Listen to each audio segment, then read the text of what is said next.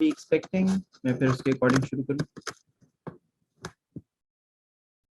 45, चलें 2 मिनट और दे देते हैं।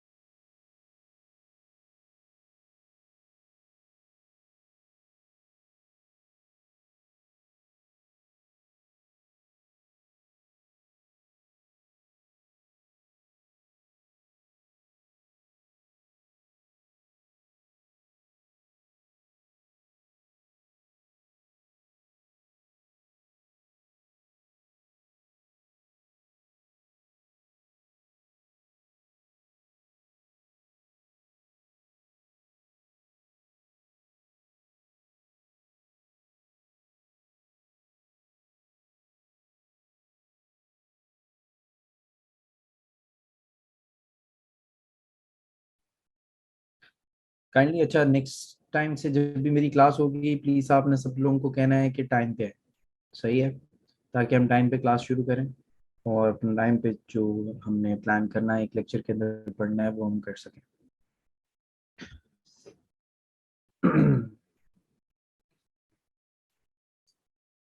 अच्छा, मुझे आप लोग, this is one single batch right? मुझे आप लोग बता दीजिए कि अगर मैं आप लोगों की नेक्स्ट क्लास 6 बजे के बजाय 4 बजे करवाता हूँ तो आप में से कोई एक बंदा भी है जिसको इस तरह का कोई प्रॉब्लम है कि ये 4 बजे नहीं होनी चाहिए, 6 बजे ही होनी चाहिए? Like I am asking you.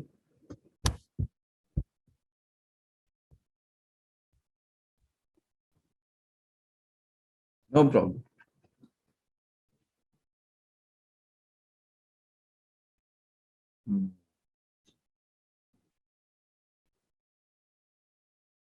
Okay okay, now people have to have problem. ठीक है, मेक सेंस।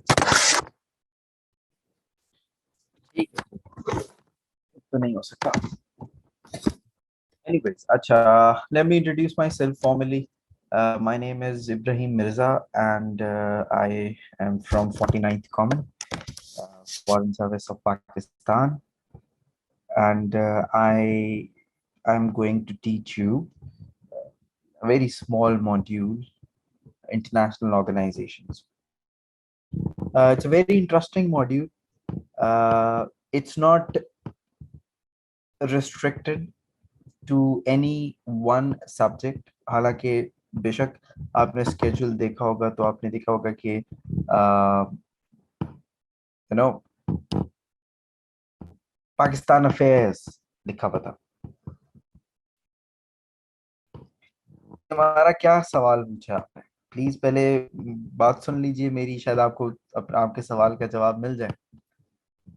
अ, ये किसी एक सब्जेक्ट तक रिस्ट्रिक्टेड ये वाला कोर्स नहीं होंगे जो हम पढ़ेंगे। सिर्फ पाकिस्तान अफेयर से रिलेटेड ऑर्गेनाइजेशन नहीं होती है, ठीक है? हमने जो इंटरनेशनल ऑर्गेनाइजेशंस पढ़नी है उसमें कुछ में पाकिस्तान है, कुछ में पाकिस्तान नहीं है, ठीक है? जैसे कि हम यूरोपियन यूनियन को देखेंगे, of course it doesn't have Pakistan, but we have to study, it's very important. We are going to study United Nations, European Union, SCO, FATF, IMF, the organizations whose name you read or hear all the time, NATO. तो इसका फायदा आपको ना सिर्फ आपके current and Pakistan affairs के अंदर होता है, फिर जो आप लोग में से किसी का इंटरनेशनल रिलेशंस है, किसी का we already had one session on United with me. Did you have it with me? किसके साथ हुआ फिर?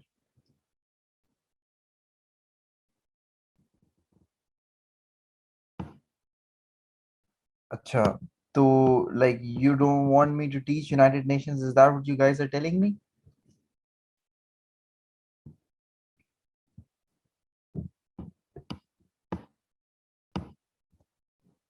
अच्छा खैर, हम इंटरनेशनल रिलेशन से बहुत रेलिवेंट है, आपकी पॉलिटिकल साइंस से ये चीजें बहुत रेलिवेंट है, एंड मोस्ट इम्पोर्टेंटली आपके एसए से रिलेटेड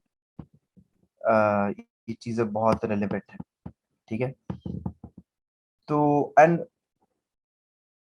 ये तो होगी हमारी ये चीज के हमने जो कंटेंट पढ़ना है वो क्या क्या पढ़ना है. अब सवाल यहाँ पे ये पैदा होता है कि हम इंटरनेशनल ऑर्गेनाइजेशंस आखिर में पढ़ते क्यों? देखिए, हर चीज का एक इंटेंट होता है, एक एम होता है. I understand most of you, like 90% of you are those probably जिनका फर्स्ट अटेम्प्ट होगी. कुछ लोग होते हैं जो उनके सेकंड अटेम्प्ट भी होता है या थर्ड अटेम्प्ट भी होता है, but most of you people are those जिनका फर्स्ट अटेम्प्ट है.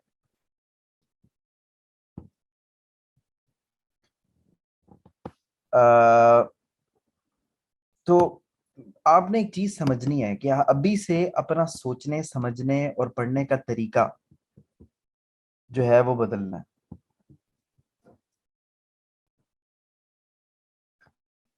तो आप प्लीज ये बात समझिए कि हम ये चीज पढ़ क्यों रहे हैं. मैंने आपको ये नहीं बताना है यहाँ पे बैठ के कि ये फला ऑर्गेनाइजेशन है, इसका इतना स्ट्रक्चर, इसका ये है, इसके इतने मेंबरान हैं, ये इस दिन बन गई थी, इसके प्रेसिडेंट का फला नाम है. ये तो बड़ी एक कॉमन सी चीज है. आप लोगों ने जो एक चीज समझनी है कि हमने एक स्टेप ऊपर जाके अपनी पढ़ी हुई चीजों को एनालिसिस करना सीखना है. एनालिसिस का वर्ड आपको हर कोई बोलता होगा कि जी एनालिसिस बहुत जरूरी है. तो मेरी कोशिश होती है अपनी क्लासेस के अंदर कि मैं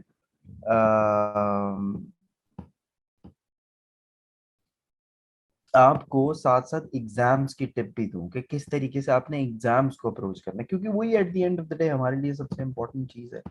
तो हम ऑर्गेनाइजेशंस इसलिए पढ़ते हैं because it helps us make sense of the world around us. ठीक है, मैं आपसे एक जनरल ओवरव्यू दे रहा हूँ, फिर मैं ऑर्गेनाइजेशंस की तरफ भी आता हूँ.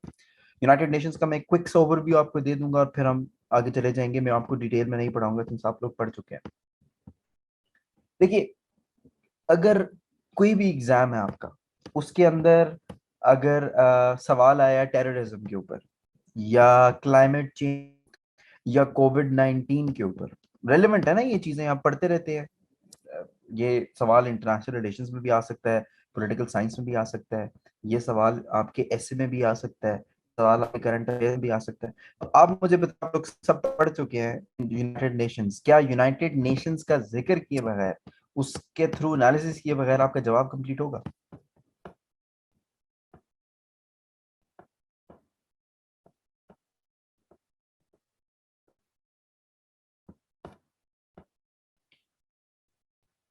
समझ रहे हैं आप? ठीक है, इसी तरह यूरोपियन यूनियन की बात कर लेते हैं. हम ग्लोबलाइजेशन को, हम इंटरनेशनल ट्रेड को, हम ब्रेग्जिट को, हम चाइना ईयू रिलेशंस को, हम ईयू अमेरिकन रिलेशंस को समझ ही नहीं सकते जब तक हम यूरोपियन यूनियन ना समझे. ठीक है, इसी तरीके से आप देखिए कि एक ऑर्गेनाइजेशन है ओआईसी. ठीक है, तो जो कि एलिजिडली कहा जाता है कि जी मुस्लिम उम्मा की एक ऑर्गेनाइजेशन है, इसमें सब मिलके फैसले करते हैं, वो कोई इतनी कामयाब ऑर्गेनाइजेशन नहीं है. तो जब तक हम ये नहीं समझेंगे कि उसके रीजंस ऑफ फेलियर्स क्या है, क्या हमें ये समझ आएगी कि what are those hurdles which are not letting the Muslim countries to get close to each other, हम नहीं समझ पाएंगे. ठीक है। आप सार्क की एग्जांपल ले लीजिए, आप एससीओ की एग्जांपल ले लीजिए, जिसके पाकिस्तान मेंबर है, पाकिस्तान सार्क का भी मेंबर है, पाकिस्तान एससीओ का भी मेंबर है। अगर हम पाकिस्तान इंडिया के ताल्लुकात को समझना चाहते हैं, अगर हम इस रीजन के अंदर मौजूद अफगानिस्तान की, कश्मीर की प्रॉब्लम्स को समझना चाहते हैं, उनकी रेजोल्यूशंस की बात करना चाहते हैं, तो जब तक हम इन ऑर्गेनाइजेशंस की बात नहीं करेंगे, हम नहीं पूरे तरीके से समझ पाएंगे, क्योंकि वो सारी की सारी कंट्रीज जिनके आपस में कॉन्फ्लिक्ट है वो इनका हिस्सा है। और ये ऑर्गेनाइजेशंस जो होती हैं, ये कंट्रीज को आपस में कोऑर्डिनेट करने का, एक दूसरे से कोऑपरेट करने का मौका फराहम करती हैं।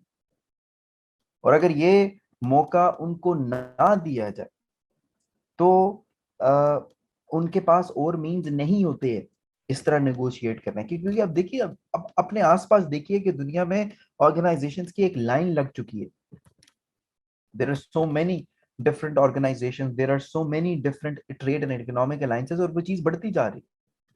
कंट्रीज अब बायलैटरली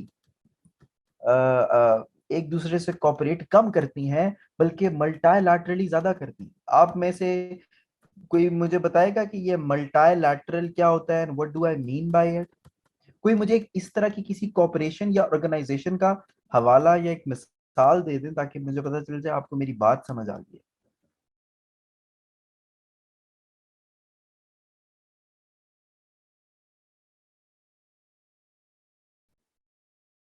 नहीं, इसके अलावा यूएन है, सार्क है, इसके अलावा कौन सी? ईसीओ है, ओआईसी है, अफ्रीकन यूनियन, अच्छा ठीक है, world bank, okay, world bank पढ़ेंगे हम। Quad, yes, quad is an alliance, it's not an organization, but yes, the idea, you get it, कि दुनिया मल्टाइलैटरलिज्म की तरफ जा रही है। अच्छा, कोई मुझे ये बता सकता है कि दुनिया मल्टाइलैटरलिज्म की तरफ जा क्यों रही है? ये छोटी छोटी चीजें इंपॉर्टेंट है, वरना फिर हम ये सोचते रहते हैं कि why are we studying any of it? Why do you think the world is going towards multilateralism? Why? नहीं, वो तो है, वही मैं कह रहा हूँ, इंटरडिपेंडेंस ग्लोबलाइजेशन की तरफ क्यों जा रहे हैं भाई, यही पूछ रहा हूँ ना मैं। Okay, Salman, you're a little closer, but you're not quite there what I'm asking. Why do you think multilateralism is the new way to go for the world? Need to cooperate, Sana, you're very near. Umar, you're again very near. Why? Shiri, again, आप भी मुझे example दे रही हैं, आप मुझे reason नहीं बता रही। मैंने आपसे वजह पूछी है, आप मुझे उस सारी वजूहात की मैनिफेस्टेशंस दे रहे हैं। Okay Shahzeb, you're very near, अगर आप थोड़ा सा रीफ्रेम कर सकें अपनी मिसाल को। ओके, चलो मैं आपको बता देता हूँ, because they share common problems. देखिए, जब मसले कॉमन है तो फिर सॉल्यूशंस क्यों ना कॉमन हो? मेरी बात को समझ रहे हैं? अब वो मसला किसी रीजन के लिए कॉमन हो सकता है, वो मसला किसी पूरी की पूरी मुस्लिम वर्ल्ड के लिए कॉमन हो सकता है, वो मसला पूरी दुनिया के लिए कॉमन हो सकता है। तो दुनिया ग्लोबलाइजेशन की वजह से बन ऐसी गई है कि इंटरडिपेंडेंट है। मैं आपसे ना वो वर्ड वो निकलवाना चाह रहा था आपसे, और यही चीज मैंने आपको सिखवानी भी है, जितनी मेरी कोशिश होगी मैं सिखाऊंगा कि कैसे आपकी ऑलरेडी नोन चीजों से हम एनालिसिस कैसे बिल्ड करते हैं।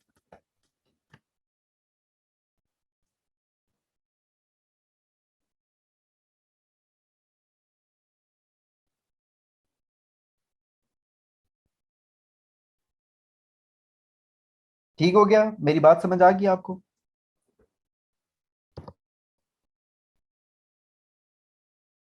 ओके, तो यूनाइटेड नेशंस ने कंप्लीट कर लिया है, आपने उसके सारे ऑर्गन्स डिस्कस कर लिए हैं।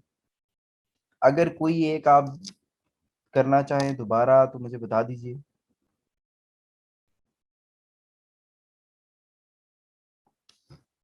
चलो फिर हम आगे चलते हैं। मैं आपको हल्का सा एक रिव्यू जरूर दे देता हूँ कि यूनाइटेड नेशंस जो है वो क्या होती है। ठीक है, मैं आपको एक असाइनमेंट वगैरह भी दे देता हूँ आपको। करंट एनालिसिस नहीं हुआ, देखें, चलो वो मैं आपको भी बताता हूँ कि वो भी कैसे करते हैं। एक बात आप सारे याद रखिएगा, आप सारे नए हैं, और एकेडमी का मकसद, इन क्लासेस का मकसद ऐसा हरगिज हो नहीं सकता कि हर जो चीज जो कि रेलेवेंट हो वो पढ़ाई जा सके। ठीक है, That's like, because it is impossible. What our purpose is to actually teach you how to study on your own. मेरा मकसद आपके कॉन्सेप्ट को क्लियर करवाना, कि आप खुद कोई चीज पढ़े वो समझ सके। तो जरा एक वर्ड से सुनिए कि देखिए, यूनाइटेड नेशंस एक ऐसी ऑर्गेनाइजेशन है जो कि किसी ऑलरेडी एग्जिस्टिंग ऑर्गेनाइजेशन के बाद बनाई गई थी। ठीक है, it was formed after another organization जो कि उससे पहले थी। क्या नाम था उसका? League of Nations. ठीक है, so League of Nations was formed after a very tumultuous world war one. अब वर्ल्ड वॉर वन होने के बाद कंट्रीज को ये रियलाइजेशन हुई कि भाई, हमें दुनिया में एक ऐसे परमानेंट ऑर्गेनाइजेशन की जरूरत है जो कि दुनिया के मसाइल को हल कर सके, जो कि वर्ल्ड वॉर वन जैसी एट्रोसिटी से, प्रॉब्लम से हमें बचा सके। तो they established League of Nations. Now League of Nations couldn't do its job. It didn't do what it was supposed to do. Now it has its own reasons कि वो क्यों नहीं हुआ, that is some other conversation. But did you guys discuss League of Nations too in your United Nations class? Okay, that's good. Uh, अच्छा, एक और चीज मैं आपको एक रूल बता दूं। You guys are not going to get ahead. What I'm telling, the way I'm telling it, the sequence that I'm following, I know why I'm doing it. मुझे पता है आप में से कुछ लोग ऐसे होंगे जिनको थोड़ा सा ज्यादा आता होगा, ठीक है, लेकिन आपके सवालात किसी दूसरे को, जिसकी वजह से मैं पढ़ा रहा हूँ, वो किसी को कंफ्यूज करेंगे।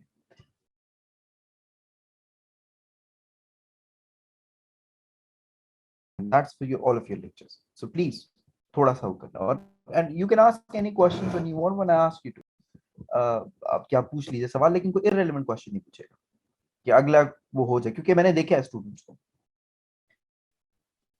लीग ऑफ नेशंस फेल होती है इसलिए कि वहां पे दुनिया में जो एक अमेरिका जैसी जो पावर है वो वहां पे नहीं आती लीग ऑफ नेशंस के अंदर। वहां पे इंग्लैंड और फ्रांस को जो एक काम दिया जाता है कि आपने सही तरीके से आ, उनको जो जिम्मेदारी दी गई। I don't know, शायद I don't know, but please let's get back to lecture. Let's not waste time. मुझे नहीं पता कि वो पढ़ाएंगे या नहीं पढ़ाएंगे। I just found out.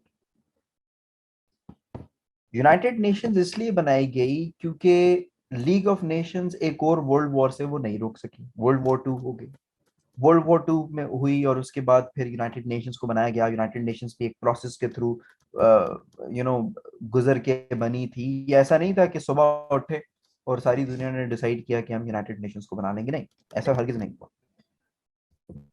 एक पूरे प्रोसेस से गुजरी और फिर 5 कंट्रीज को एक स्पेशल पावर्स दी गई यूनाइटेड नेशंस के अंदर। और वो स्पेशल पावर्स उन्होंने किस ऑर्गन के अंदर उन 5 कंट्रीज को दी? What is the name of that organ जिसके अंदर वो 5 countries as a permanent member मौजूद हैं?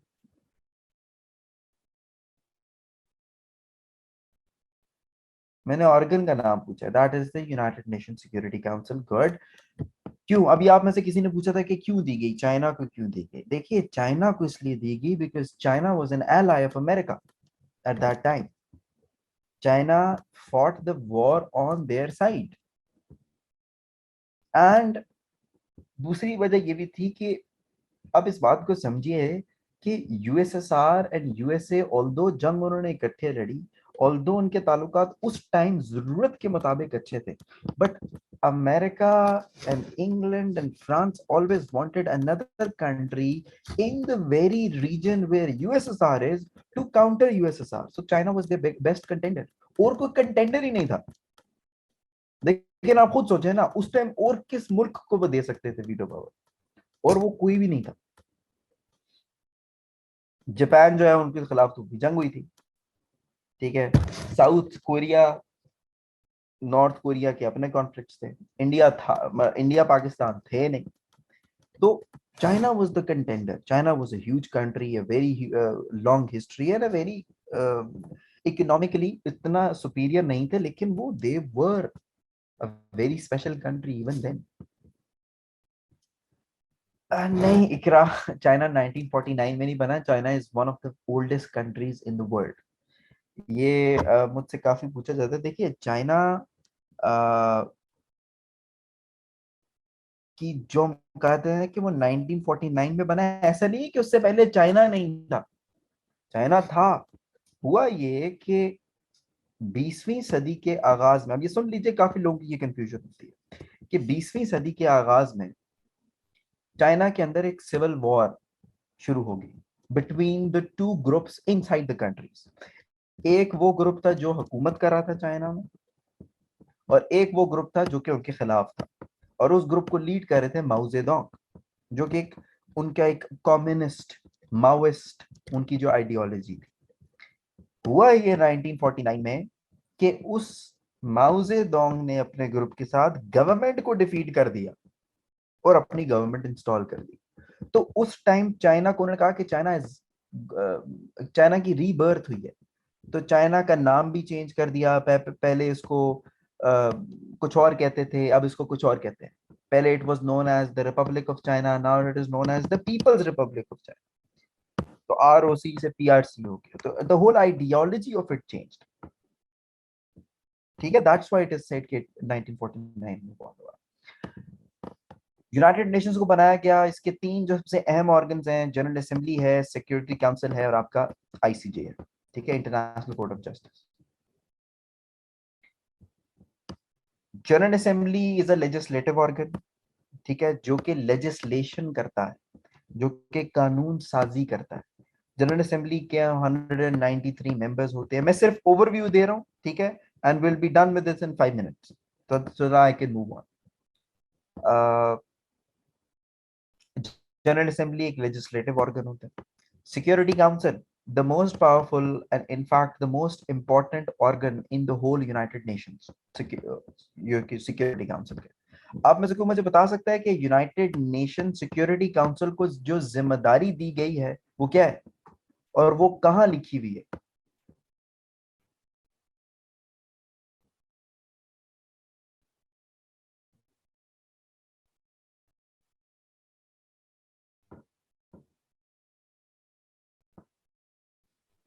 ओके, इट इज रिटन कि इनका काम है इंटरनेशनल पीस एंड सिक्योरिटी। ठीक है, ये सिर्फ आपने नहीं कहना कि यूएन चार्टर में लिखी हुई, आपने कहना है कि यूएन चार्टर के आर्टिकल 24 में लिखी है। कुछ आर्टिकल के रेफरेंसेस आपको पता होने चाहिए। This is one of those one कि आर्टिकल 24 में बताया गया है कि सिक्योरिटी काउंसिल की क्या जिम्मेदारी है। ठीक हो गया। No Shaista, social development of countries इसकी जिम्मेदारी नहीं है। इसका काम है इंटरनेशनल पीस एंड सिक्योरिटी को मेंटेन करना। इसके अंदर 5 कंट्रीज ऐसी हैं जो कि परमानेंट मेंबर्स हैं, 10 कंट्रीज ऐसी हैं जो कि नॉन परमानेंट मेंबर्स बनते हैं हर 2 साल के बाद। पाकिस्तान भी नॉन परमानेंट मेंबर बन चुका है, कई बार बन चुका है पाकिस्तान सिक्योरिटी काउंसिल का। बट सिक्योरिटी काउंसिल के नॉन परमानेंट मेंबर्स के पास वीटो पावर नहीं होती। जो एक्चुअल डिसीजन मेकिंग प्रोसेस है वो वीटो पावर कंट्रीज के पास ही होता है, और जो कि वो वही 5 है जो कि 1945 से।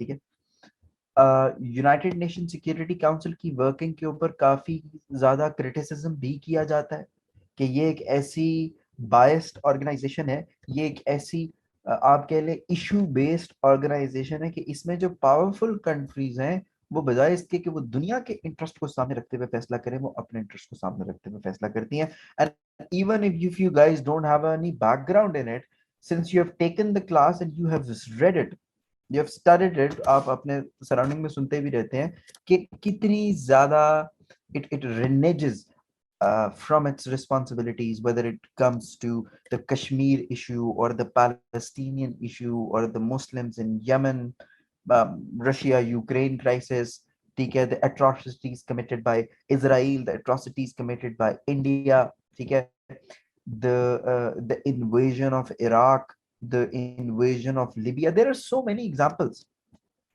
ठीक है, कि जिसमें ये अपनी जिम्मेदारी पूरी नहीं कर पा रहा। कोविड 19 के अंदर ये कुछ नहीं कर सका। अब देखिए, अब आप सोचेंगे कोविड 19 का क्या ताल्लुक है इंटरनेशनल पीस एंड सिक्योरिटी से, राइट? कोविड 19 ने क्या दुनिया में इंटरनेशनल पीस एंड सिक्योरिटी को डिस्टर्ब नहीं किया? It destroyed peace and security of the world. और वो इस चीज पे राजी नहीं हो सके कि क्या ये इंटरनेशनल पीस एंड सिक्योरिटी का इशू है या नहीं है। अगर मैं आपसे पूछूं कि ये जो नॉन ट्रेडिशनल सिक्योरिटी थ्रेट्स होती हैं, जिस तरह क्लाइमेट चेंज होती है, जिस तरीके से कोविड-19 होता है, क्या ये इंटरनेशनल पीस एंड सिक्योरिटी की थ्रेट्स हैं या नहीं? बिल्कुल है, बल्कि मेरे ख्याल से तो उससे ज्यादा है। तो उसके ऊपर फैसला नहीं हो सका, उसके ऊपर भी उसको पोलिटिसाइज किया गया। मैंने आपको ये मिसालें किसी वजह से दी हैं। अभी आप में से किसी ने पूछा था कि हमारा करंट एनालिसिस नहीं हुआ। That is the current analysis. Analysis का मतलब यही होता है कि जो प्रेजेंटली, प्लीज आप लोग एक सवाल लिखिए, एक असाइनमेंट कर लीजिए। Critically analyse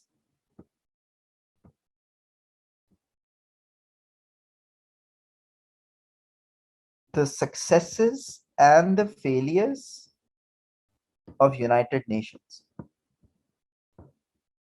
Critically analyze the successes and the failures of United Nations.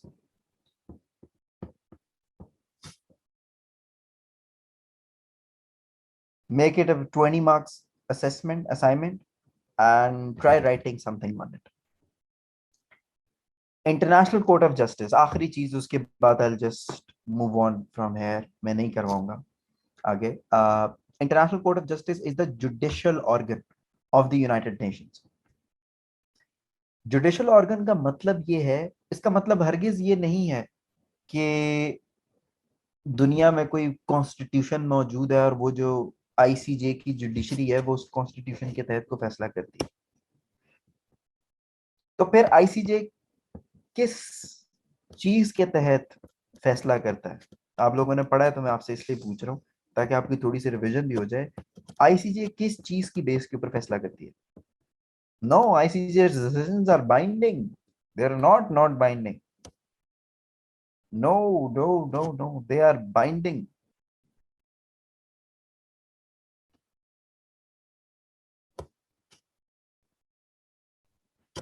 ICJ की जो रूलिंग है, प्लीज अपना जो आपने जो लेक्चर लिया है वो जरा दोबारा पढ़िएगा। ICJ bases its decision on something called international law. बैनुल अक़वामी कवानीन के तहत आईसीजे फैसला देता है। बट ये बैनुल अक़वामी कवानीन क्या होते हैं? What is international law? How do we define it? खास तौर पे हम जब पहली दफा ये टर्म इस्तेमाल कर रहे होते हैं तो हम कहते हैं कि अच्छा, कौन सी किताब का नाम है इंटरनेशनल लॉ? देखिए, कोई एक आइन नहीं है इंटरनेशनल लेवल पे। यूएन का charter is not the constitution of the world, it is just one treaty. ठीक है? तो दुनिया में अगर मैं सारी की सारी ट्रीटीज को कंबाइन कर दूं, दुनिया में जितनी भी डिफरेंट एस्पेक्ट्स में मल्टीलैटरल बायलैटरल ट्रीटीज हुई हुई हैं, कुछ ट्रीटीज जो हैं कॉन्फ्लिक्ट्स के ऊपर हुई हुई है, कुछ ट्रीटीज इकोनॉमी के ऊपर हुई है, कुछ ट्रीटीज बॉर्डर सिक्योरिटी के ऊपर हुई हुई है, कुछ ट्रीटीज ऑर्गेनाइजेशन बनाने या तोड़ने के लिए हुई हुई है। इन सब ट्रीटीज को अगर मैं इकट्ठा बनूं तो क्या बनेगा?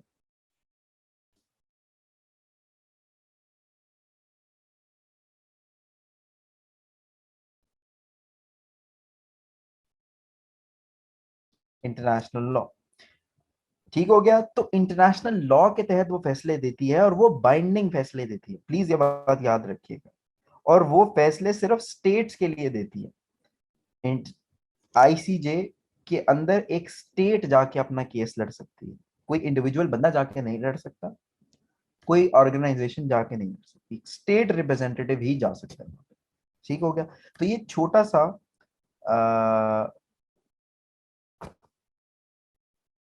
एक ओवरव्यू था जो कि मैंने आपको देना था। No, Indus water treaty ICJ के अंडर नहीं आती है। इंडस वाटर ट्रीटी किसी और ने करवाई और वही उसकी सुपरविजन करता है। ठीक है? वो करवाई थी वर्ल्ड बैंक ने।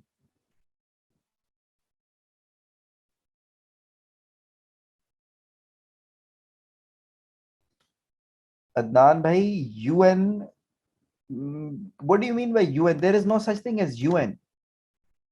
आप जनरल असेंबली की बात कर रहे हैं, आप सिक्योरिटी काउंसिल की बात कर रहे हैं, आप आईसीजे की बात कर रहे हैं, किसकी बात कर रहे हैं?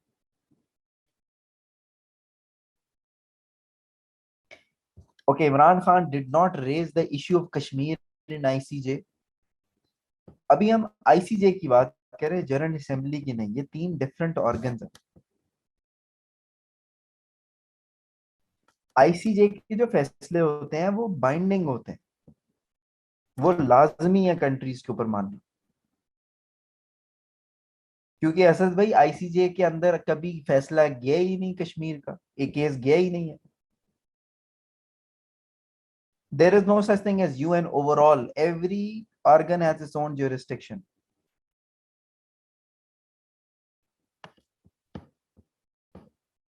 यस सना, वो अपने फैसले मनवाती है थ्रू सिक्योरिटी काउंसिल। लेकिन जरूरी इसके लिए ये है, आईसीजे अगर कोई केस जाए, कि जिन दो कंट्रीज के दरमियान में इशू है, उन दोनों कंट्रीज जाके ये बात माने कि आईसीजे हमारा केस सुन सकता है।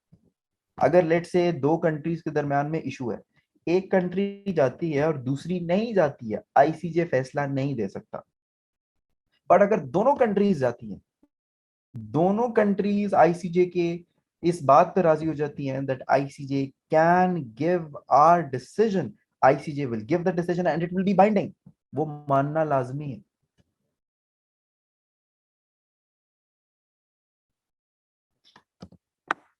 और कोई सवाल? I am going to start with the European Union. अब मैं काफी चीजें बताता हूं वैसे अपने पहले लेक्चर में, लेकिन चूंकि आप लोग कर चुके हैं तो आई जस्ट स्किप इट।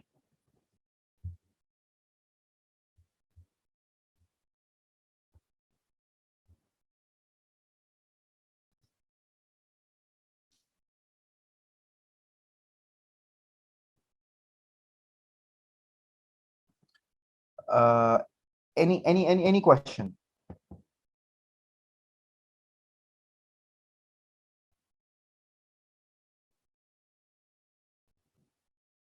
चलें, let's formally take the start. हाँ, ये बहुत एक इम्पॉर्टेंट इंटरनेशनल ऑर्गेनाइजेशन है यूरोपियन यूनियन। पाकिस्तान इसका हिस्सा नहीं है, लेकिन ये यूरोपियन यूनियन दुनिया की कुछ अहम तरीन ऑर्गेनाइजेशन में शुमार होता है, और मेरी नज़र में it is the most successful organization in the world right now. ये प्रेपरेशंस की बातें मैं अपने लेक्चर के आखिरी 10 मिनट छोड़ दूंगा। वहां पे मैं वैसे भी जब किसी के साथ पहला लेक्चर लेता हूँ, मैं चीज़ें शेयर करता हूँ। अभी आप ये चीज़ें थोड़ा अवॉइड कर लीजिए। और असद भाई, अगर आप अपना लास्ट लेक्चर सुनेंगे या दोबारा पढ़ेंगे तो आपको क्लियर हो जाएगा। I know sir Sheroz, and I am very sure कि उसने जो पढ़ाया होगा वो बिल्कुल लाइक कंप्लीट होगा। एक दफा अपने नोट्स देख लीजिए। European Union, it is a Eurocentric organization. Now come back to the group. अब हमने बिल्कुल जीरो से शुरू करना है, so please I want everybody to be very listening to me very intently. European Union, it is the union of European countries. European Union के अंदर सिर्फ वो कंट्रीज हैं जो कि यूरोप का पार्ट है, जो कि यूरोप के कॉन्टिनेंट के अंदर एग्जिस्ट करती है। इसका मतलब ये नहीं है कि हर European country is in European Union, no it's not. ऐसी कंट्रीज भी हैं जो कि यूरोप में है, बट वो यूरोपियन यूनियन में नहीं है। लोग कंफ्यूज कर देते हैं इन दोनों चीजों को, एज इफ कि Europe and European Union are the same things. They are not. Europe is a continent, EU is an organization. अच्छा, हमने सबसे पहले मैं आपको क्लियर कर दूं कि हमने पढ़ना क्या क्या है। What is it that we have to study when it comes to European Union, ताकि हम अपने लेक्चर का एक्सटेंट जान सकें। देखिए, नंबर वन, सबसे पहले हम इसके फंक्शन समझने की कोशिश करेंगे कि ये करती क्या है। लेकिन आपको जो मैंने इसके फंक्शन समझाने हैं, वो इस तरह नहीं आपको मैंने समझाना है कि मैं आपको बता दूं अच्छा ये फला फला इसके काम है, नहीं। What I'm going to tell you, what I'm going to teach you is the historical evolution of this organization, कि ये organization with the passage of time evolve कैसे हुई है। क्योंकि हम फिर देख सकेंगे कि वक्त के साथ साथ इसके जो functions हैं वो कैसे expand हुए हैं। पहले क्या थी, ये क्या काम करती थी, फिर ये क्यों इसके फंक्शंस एक्सटेंड हुए, क्यों इसके फंक्शंस जो है वो एक्सपैंड हुए। This is very important. ठीक हो गया, पहली चीज ये पढ़ेंगे। दूसरी चीज पर हम इसका स्ट्रक्चर पढ़ेंगे कि आपस में ये फैसला साजी करते हुए ये जो यूरोपियन यूनियन के अपने जो ऑर्गन्स हैं वो कैसे इंटरैक्ट करते हैं। जैसे हमने देखा ना, यूएन के अपने ऑर्गन्स हैं, जनरल असेंबली है, सिक्योरिटी काउंसिल है, आईसीजे है, तो इसके भी तो कुछ होंगे ना, वो भी हम देखेंगे कि वो आपस में कैसे इंटरैक्ट करते हैं। और उसके बाद फिर मैं आप लोगों को लेके आऊंगा आज की जो यूरोप है, today's Europe is facing its own sort of problems. कोई मुझे बता सकता है पिछले 10 सालों में यूरोपियन यूनियन को जो सबसे बड़ा प्रॉब्लम दरपेश रहा है वो क्या था?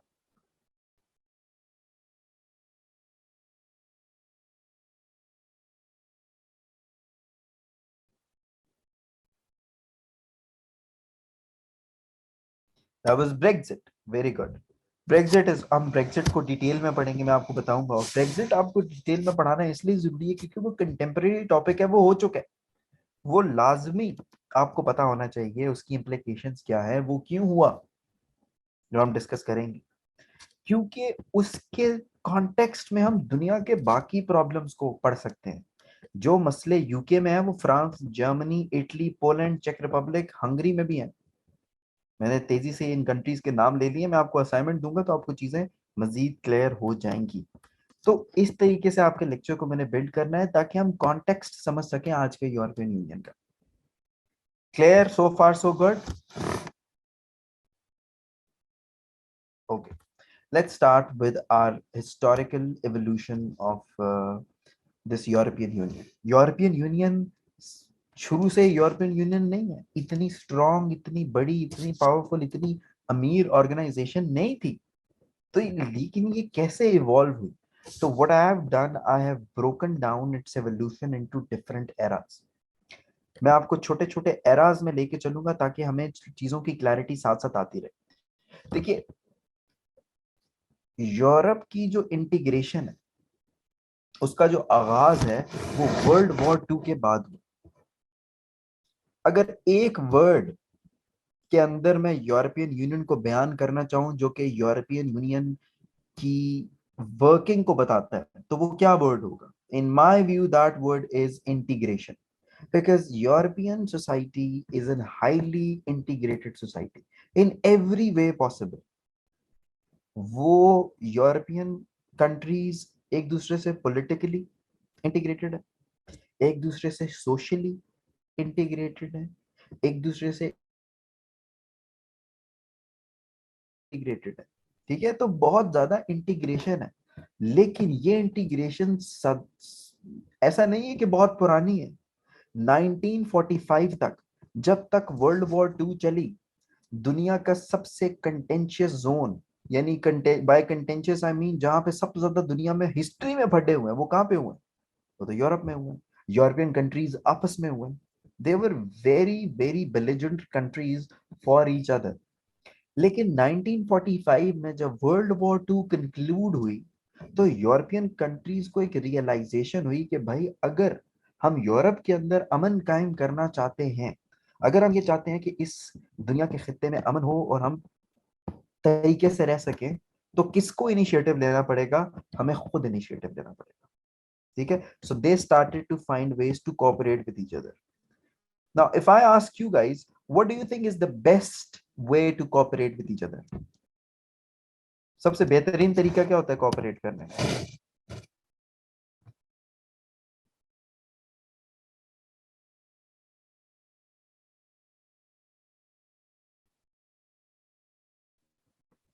That is the economic integration. That's the best way to cooperate with each other. Economically एक दूसरे से जुड़ जाए। और ऐसे ही हुआ 1951 के अंदर एक कम्युनिटी बनाएंगे। आप कह लें कि एक पहली शक्ल बनी यूरोप के अंदर इंटीग्रेशन। कोई यूरोपियन यूनियन वगैरह कुछ भी नहीं था। 1951 के अंदर एक कम्युनिटी बनी जिसका नाम था ECSC, European coal and steel community, ECSC। ये कम्युनिटी 6 ममालिक ने मिलकर बनाई थी, आपके सामने उसके नाम लिखे हुए उन कंट्रीज के। बेल्जियम था, फ्रांस था, वेस्ट जर्मनी, इटली, लग्जमबर्ग, ये कंट्रीज थी, एंड नेदरलैंड्स। इन 6 कंट्रीज ने सोचा कि ये जो कोल और स्टील है, इन दो कमोडिटीज को हम आपस में एक्सचेंज करने के लिए, एक दूसरे से खरीदने और बेचने के लिए एक दूसरे से कॉपरेशन करेंगे, और उनको बहुत फायदा हुआ। अब कोल और स्टील ही क्यों, ये भी तो एक सवाल है। कोल इसलिए क्योंकि वो उनका मेजर पावर सोर्स था, और स्टील इसलिए चाहिए था उन सारी कंट्रीज को क्योंकि वो सारी की सारी कंट्रीज किससे गुजर रही थी, रिकंस्ट्रक्शन से। जितनी तबाही हुई थी वर्ल्ड वॉर 2 के बाद, तो they required it. Why not East Germany? Because it was a purely those countries who were members and allies of America. ठीक है, तो ये वो वाला ब्लॉक था। East Germany was a separate country which was an ally of some other country जिसका नाम था यूएसएसआर। ठीक है, तो वो दुनिया ही अलग थी। फिर क्या हुआ कि इन कंट्रीज को बहुत फायदा हुआ इस इंटीग्रेशन की वजह से, और 1957 के अंदर, इन 1957 इन्हीं 6 कंट्रीज ने डिसाइड किया कि क्यों ना हम अपनी इंटीग्रेशन को, अपनी कॉपरेशन को मजीद एक्सपैंड करें। Why just coal and steel, why not all the other things too? So in 1957, these 6 countries signed a very important treaty. European Union को आज जिस यूरोपियन यूनियन जिस शक्ल में है, उसको बनाने में 2 ट्रीटीज ने बहुत अहम किरदार अदा किया। And one of those, the first of those is Treaty of Rome. ठीक है, ट्रीटी ऑफ रोम साइन की गई 1957 में।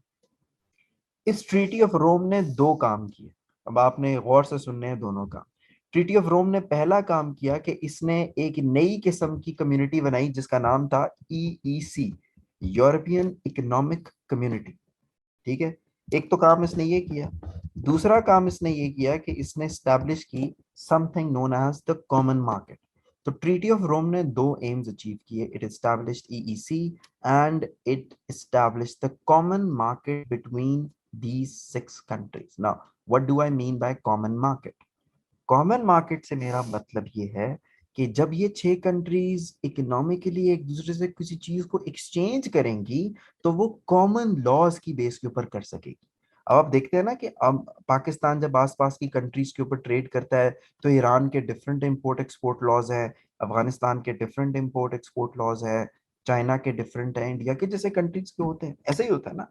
लेकिन उन्होंने कहा कि क्यों ना हम इंटीग्रेशन लाना शुरू करें एक दूसरे से, ताकि हम ट्रेड को आसान कर सकें, क्यों ना एक जैसे टैक्सेस को। ये उसकी तरफ आगाज था, जो कि फिर बाद में मजीद एक्सपैंड हुआ। तो ये पहला हिस्सा मैंने आपको बताया है 1945 से लेके 1959 तक का, कि इस टाइमलाइन में यूरोप के अंदर इंटीग्रेशन के परस्पेक्टिव से क्या क्या चीज इंपॉर्टेंट हुई। Is everybody clear?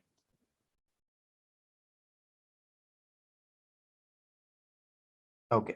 Now, 1960s, now I'll go decade by decade. 1960s की जो डेकेड है, उसके अंदर कोई नया मुल्क शामिल नहीं हुआ ईईसी के अंदर या ईसीएससी के अंदर, नहीं कोई शामिल हुआ। Common market means common type of loss. Like if I am sending something from country A to country B, ठीक है, तो कंट्री बी और कंट्री ए के जो आपके लिए टैक्सेस हैं, टैरिफ्स हैं, वो एक जैसे हैं, उनके लॉज एक जैसे हो। ये उसकी तरफ एक आगाज था।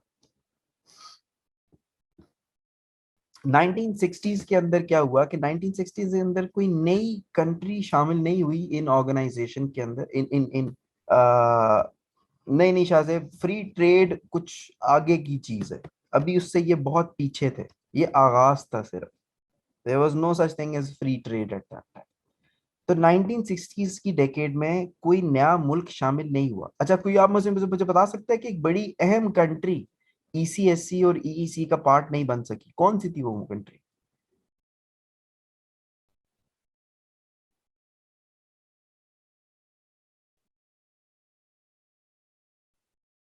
That was United kingdom. Yes, United kingdom एक ऐसी कंट्री जो कि दुनिया की अभी भी सबसे बड़ी इकोनॉमी मानी जाती है, उस टाइम तो और बड़ी इकोनॉमी थी, लेकिन उसको शामिल नहीं होने दिया। उसको शामिल इन्हीं कंट्रीज ने नहीं होने दिया। उन्होंने कहा कि यूके को हम शामिल नहीं करेंगे, because whenever UK gets into an alliance, an organization, anything, तो वो अपनी मनमानी करता है। तो उन्होंने यूके को नहीं आने दिया, और यूके ने बहुत जोर लगाया 1960 से लेके 1969, पूरी 1960s बहुत जोर लगाया, वो नहीं आ सके। ठीक है, उनका रास्ता खास तौर पे रोका हुआ था फ्रांस ने। फ्रांस ने कहा हुआ था कि ये लोग नहीं आएंगे, क्योंकि ये बाकियों की कॉपरेशन भी खराब करेंगे। लेकिन फिर यही हुआ कि 1960s में एक तरफ तो वो कंट्रीज को आने नहीं दे रहे थे, और दूसरी तरफ ये जो कंट्रीज इसके अंदर शामिल थी वो तरक्की कर रही थी, they were getting benefits out of this EEC. और हर मुल्क, हर यूरोपियन मुल्क इसका हिस्सा बनना चाहता था। ठीक है, every country wanted to become part of this organization.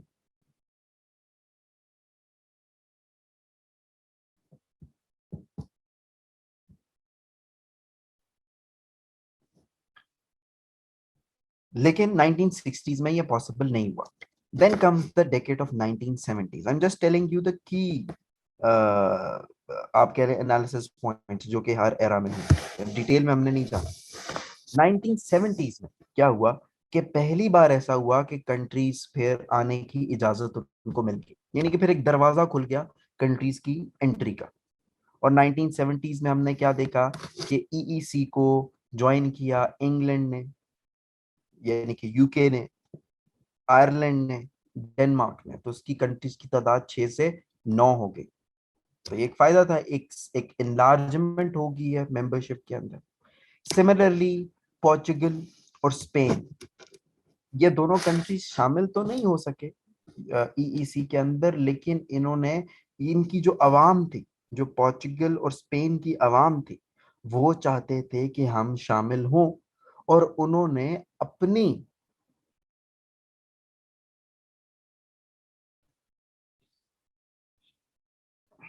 यार शाहजेब भाई, I think I told you in the very start of the class that I don't appreciate you asking such questions. अगर आप थोड़ी देर रुके तो आपको इसका जवाब मिल जाएगा। आई नो आपको आता है, बट आप गलत बोल रहे हैं। छोड़ दीजिए। England, Republic of Ireland and Denmark वो उसके अंदर शामिल हुए। स्पेन और पोर्चुगल की अवाम चाहती थी कि वो शामिल हो, और उन्होंने अपनी गवर्नमेंट्स के ऊपर इतना प्रेशर माउंट किया कि उन्होंने अपनी गवर्नमेंट के अंदर मौजूद गवर्नमेंट्स को गिरा दिया, यानी कि उन उन उन उस पार्टी की गवर्नमेंट्स को गिरा दिया, क्योंकि वो नहीं शामिल होना चाह रही थी, बट अवाम शामिल होना चाहती थी। तो ये भी तो एक क्रेडिट जाता है ना ईईसी की तरफ, अट्रैक्शन को, कि स्पेन और पोर्चुगल भी शामिल होना चाहते थे बट वो नहीं हो सके। तो मैं आपको क्या बता रहा हूं कि वक्त के साथ साथ हमारी आंखों के सामने क्या हो रहा था, पूरी दुनिया की आंखों के सामने, कि यूरोप इंटीग्रेट हो रहा था। अब आप देखिए ना, 1945 से बात शुरू हुई, पहले कोर स्टील कम्युनिटी बनी, फिर इकोनॉमिक कम्युनिटी बनी जिसने कॉमन मार्केट बना दी, फिर उन्होंने तरक्की करना शुरू कर दी, फिर मजीद कंट्रीज इसके अंदर शामिल होने लग गई। तो क्या चीज हो रही थी यूरोप के अंदर? इंटीग्रेशन हो रही थी। और इंटीग्रेशन जब भी होती है किसी भी कॉन्टिनेंट में या किसी भी एरिया में, तीन किस्म की इंटीग्रेशन होती है इकट्ठे। अगर इन तीनों में से कोई एक चीज मिसिंग है, इसका मतलब है कि बाकी दो भी पॉसिबल नहीं। तो किस किस किस्म की इंटीग्रेशन जो है, वो किसी भी, आप कह लें, अलायंस को कायम करना जरूरी है। Economic integration, political integration and social integration. ये तीन आपने अल्फाज याद रखने। हमेशा जब भी आप कंट्रीज की या सोसाइटी की इंटीग्रेशन की बात करेंगे तो आपने ये तीन इंटीग्रेशन याद रखनी, इकोनॉमिक, पॉलिटिकल एंड सोशल। और ये देखेंगे आपके यही हो रहा है। 1970s के अंदर ही यूरोपियन पार्लियामेंट, जो कि एक ऑर्गन है, it is now an organ of even European Union. उस टाइम तो थी नहीं यूरोपियन यूनियन, अभी तक मैंने नाम नहीं लिया यूरोपियन यूनियन का, क्योंकि अभी तक बनी नहीं है वो उस फॉर्म में। यूरोपियन पार्लियामेंट लेकिन पहले भी एग्जिस्ट करती थी। ईईसी के अंडर, उसकी पावर्स को बढ़ाया गया। अब आप मुझे बताइए कि what is a parliament and how do we increase the powers of a parliament. Parliament की पावर्स को कैसे इंक्रीज किया जा सकता है? जैसे पाकिस्तान की एक पार्लियामेंट है, नेशनल असेंबली है, उसकी पावर को कैसे इंक्रीज किया जा सकता है और इसकी पावर को उन्होंने कैसे इंक्रीज किया होगा?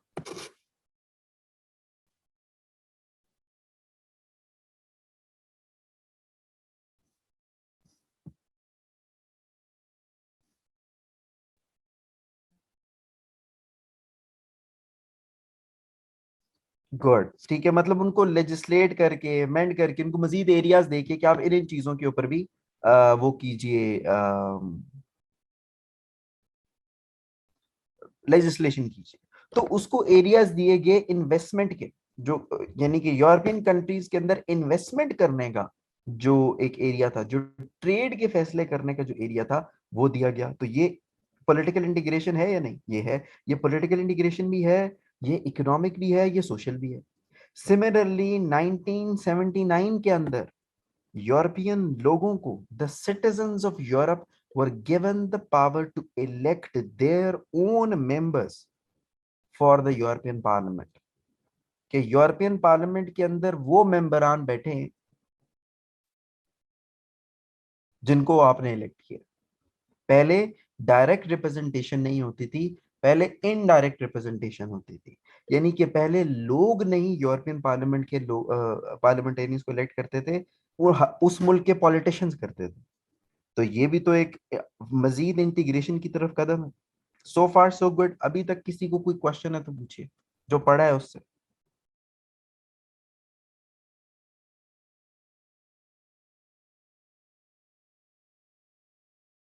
Okay. Now, moving on, and we'll see two most important decades for the formation of European Union, जो कि अभी तक नहीं बनी। 1980s, अगली जो डेकेड थी, वो क्यों इंपॉर्टेंट थी? क्योंकि ये वो डेकेड थी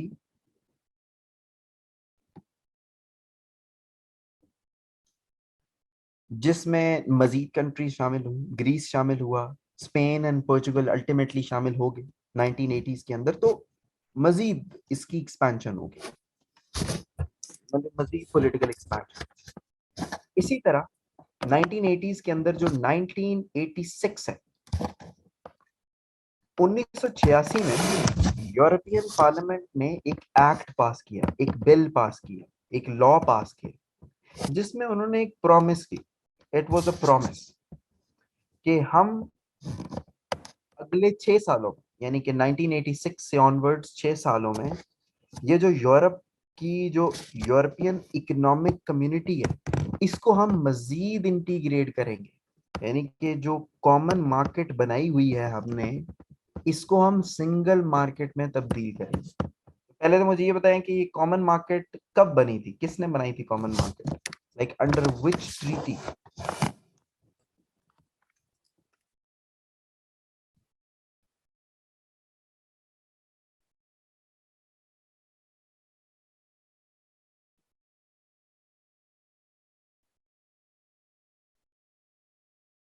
okay, treaty of Rome in 1957। बिल्कुल। तो वो कॉमन मार्केट को सिंगल मार्केट में तब्दील करना चाहते थे। नाउ द क्वेश्चन इज कि what's the difference between a common market and a single market? We will discuss this. ठीक है। तो ये भी एक बहुत बड़ा, आप कह लें कि एक स्टेप फॉरवर्ड था टुवर्ड्स इवन फर्दर इंटीग्रेशन, जो कि उन्होंने 1986 में प्रॉमिस किया कि अगले 6 सालों में हम ये काम करेंगे। 1980s का एक और जो बहुत बड़ा इवेंट था जिसने उस टाइम के यूरोप को डिफाइन किया, that was the fall of the Berlin wall. Berlin wall जो है, that fell at the end of cold war. World war 1, world war 2 के बाद कोल्ड वॉर भी हुई। और अगर आपने यूनाइटेड नेशंस का लेक्चर लिया है तो आई एम श्योर कि you guys know what cold war is, right?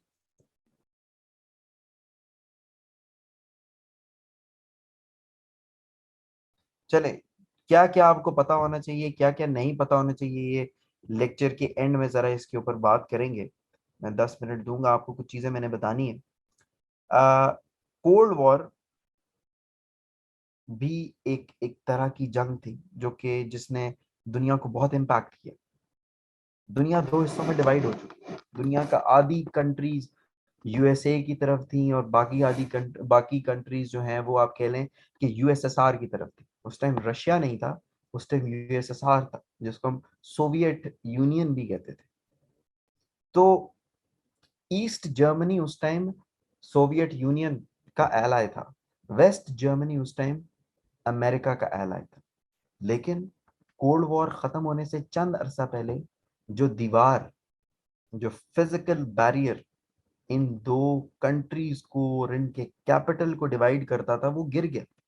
तो ये बहुत बड़ा मोमेंट था। यानी कि ऐसा, इसके बाद ऐसा हुआ कि जितनी भी एलाइज थे सोवियत यूनियन के, वो रिवर्स होने लग गए। आहिस्ता आहिस्ता वो दूसरे कैंप में जाने लग गए। और फिर क्या हुआ कि ईस्ट और वेस्ट जर्मनी मिल गया और उन्होंने एक मुल्क बना लिया जिसको आज हम क्या कहते हैं, जर्मनी। तो ये क्यों इंपॉर्टेंट इवेंट था? क्योंकि पहले सिर्फ वेस्ट जर्मनी पार्ट था यूरोपियन इकोनॉमिक कम्युनिटी का, अब पूरे का पूरा जर्मनी इसका पार्ट है। That is an evolution, further economic, social, and political integration. Now, the most important decade of the European Union for European Union is decade of 1990s. ठीक है, ज्यादातर चीजें यहीं पे हुई। सबसे पहली चीज, कोल्ड वॉर खत्म हो चुकी है।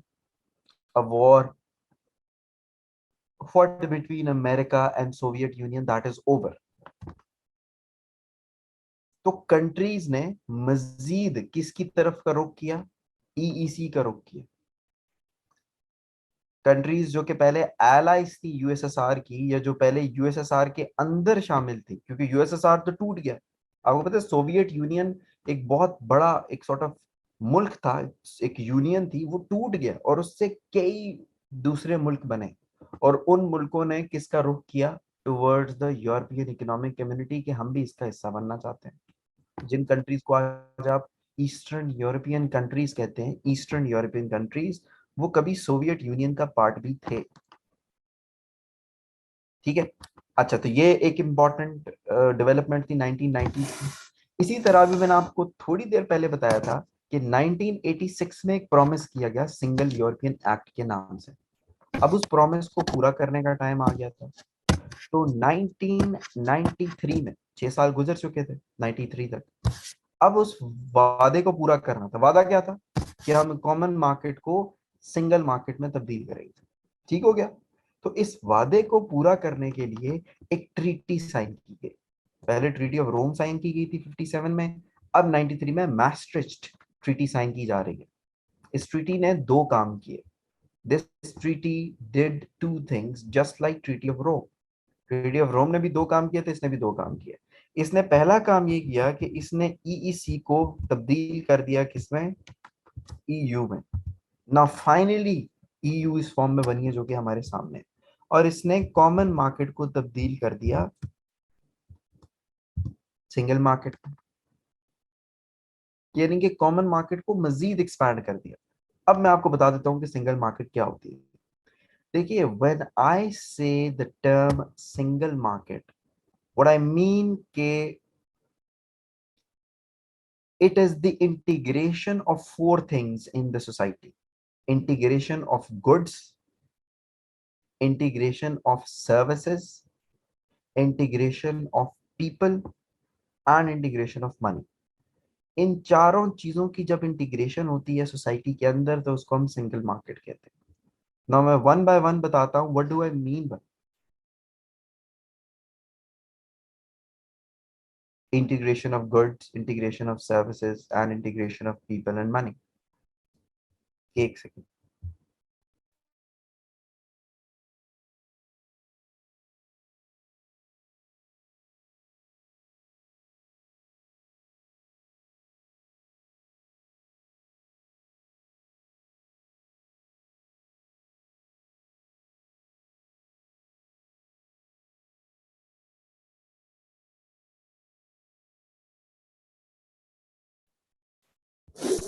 इंटीग्रेशन ऑफ गुड्स का मतलब तो ये है कि जो चीजों का लेन देन है कंट्रीज के बीच में, जो प्रोडक्ट्स का लेन देन है, जो उनकी इंपोर्ट एक्सपोर्ट होती है, वो बगैर किसी टैरिफ के या बगैर किसी एक्स्ट्रा टैक्सेस की होगी। उन्होंने फाइनली ये चीज अचीव कर ली थी। इंटीग्रेशन ऑफ सर्विसेज का मतलब ये है कि पूरे यूरोप के लेवल पे जो सर्विसेज सेक्टर है वो एक जैसा सर्व करेगा ना। What do I mean by it? देखिए, if you are a European citizen, तो लेट्स से आपके पास किसी यूरोपियन कंट्री की नेशनैलिटी है, तो आप किसी दूसरे यूरोपियन कंट्री में भी चले जाएं, आपको ऐसे ही ट्रीट किया जाएगा जैसे आप उसी मुल्क के सिटीजन हैं। लेट्स से आप नेदरलैंड के सिटीजन हैं और आपको फ्रांस में एडमिशन चाहिए यूनिवर्सिटी के अंदर। अब now education is a service, तो फ्रांस के अंदर आपको उतनी फीस देनी पड़ेगी जितनी आपको अपने मुल्क नेदरलैंड्स में देनी पड़ती है। इसी तरह उनकी हेल्थ सर्विसेज इंटीग्रेटेड है, उनकी सिक्योरिटी सर्विसेज इंटीग्रेटेड है, उनकी ब्यूरोक्रेसी इंटीग्रेटेड है, उनकी बैंकिंग सर्विस इंटीग्रेटेड है। तो it's a very integrated society. ये दोनों, integration of goods and services, अगर किसी को समझ नहीं आई तो प्लीज बताइए।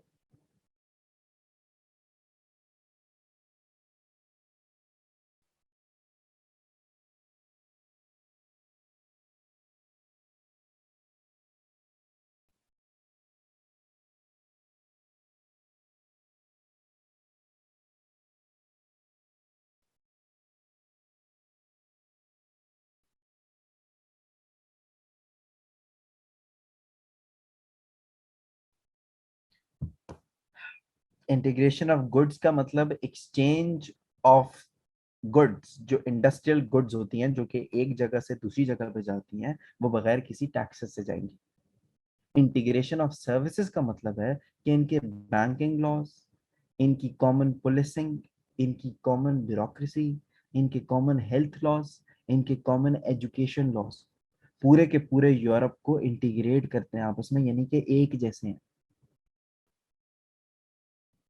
यहाँ तो ये है ना कि एक पाकिस्तानी इंडिया चला जाए या इंडियन पाकिस्तान में आ जाए तो उसको एज एन इंडियन या एज अ पाकिस्तानी ट्रीट किया जाएगा। वहां पे ऐसा नहीं होता। The most important type of integration single market के अंदर is the integration of people. Now please keep in mind कि इंटीग्रेशन ऑफ पीपल से मतलब क्या है। इंटीग्रेशन ऑफ पीपल से मेरा मतलब ये है कि every European citizen gets two nationalities. इनके पास दो नेशनैलिटीज होती हैं, एक यूरोपियन नेशनैलिटी होती है और एक अपने उस मुल्क की नेशनैलिटी होती है जिस मुल्क में वो पैदा हुए होते हैं या जहाँ पे वो रह रहे होते हैं। और उनके लिए कौन सी नेशनैलिटी ज्यादा इंपॉर्टेंट है? The European nationality. As in के they call themselves and they treat themselves as Europeans. वो अपनी नेशनैलिटी, अपनी नेशन से बढ़ के यूरोप की इंटीग्रेशन को ऊपर रखते हैं। पहली चीज, इंटीग्रेशन ऑफ पीपल का मतलब। इंटीग्रेशन ऑफ पीपल का दूसरा मतलब यह है कि यूरोपियन यूनियन की जो सोसाइटी है, यानी कि यूरोपियन यूनियन के अंदर मौजूद जो ममालिक है, कितने ममालिक है इस टाइम यूरोपियन यूनियन के अंदर?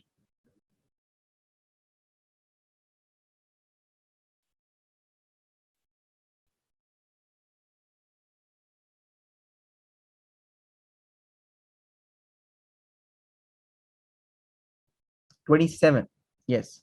तो यूरोप की जो 27 कंट्रीज हैं उनके बीच में more less there is a borderless society. Countries के बीच में बॉर्डर्स नहीं होते हैं उनके। Like you can literally drive from one country to the other country. You won't need a visa. If you are a European citizen, you won't need it. उनका free movement of people है Europeans की आपस में countries में। लोग shopping करने literally किसी दूसरे मुल्क में जाते हैं और शाम को अपने मुल्क में वापस आ जाते हैं। लोग ऑफिसेज दूसरे मुल्क में जाते हैं और शाम को वापस आ जाते हैं। खाना खाने दूसरे मुल्क में जाते हैं और शाम को वापस आ जाते हैं। They are very integrated society. It doesn't have borders. Everybody is European, so we are the same people. We share common interest. We want to do trade. We want to earn money. We want to work. So why do we need borders? That's the whole point. and then integration of money. Now, what do I mean by integration of money? Is can anybody want to take a guess?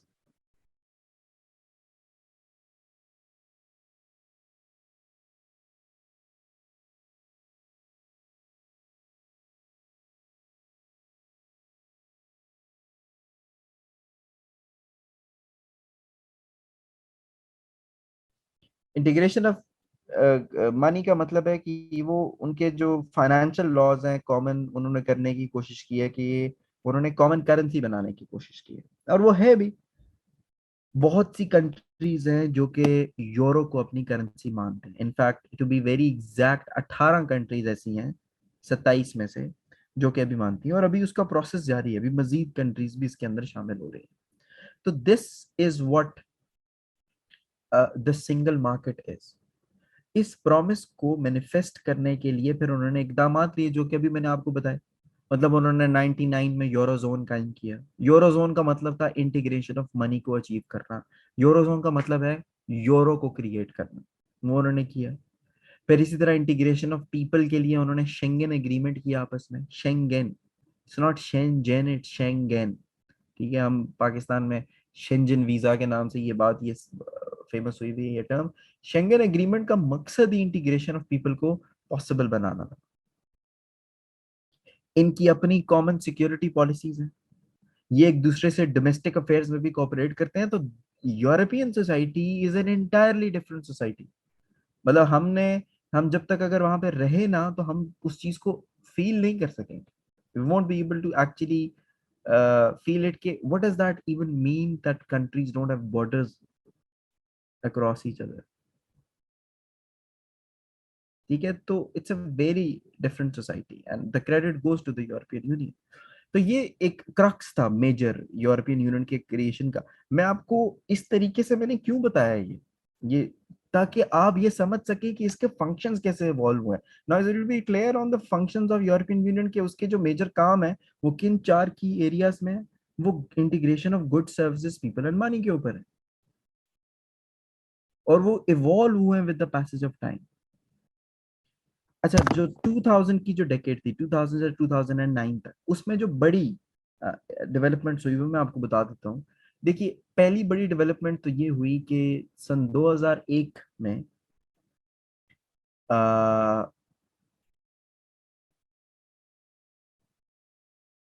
9/11 हुआ, और उस 9/11 ने दुनिया को impact भी किया। It took very severe toll on the stability of the world, whether it was political stability or the economic stability or the social stability. तो दुनिया की जो पैराडाइम था, यानी कि दुनिया का जो फोकस है वो किसकी तरफ चला गया? सिक्योरिटी की तरफ, कि हमने अपने आप को सिक्योर करना है।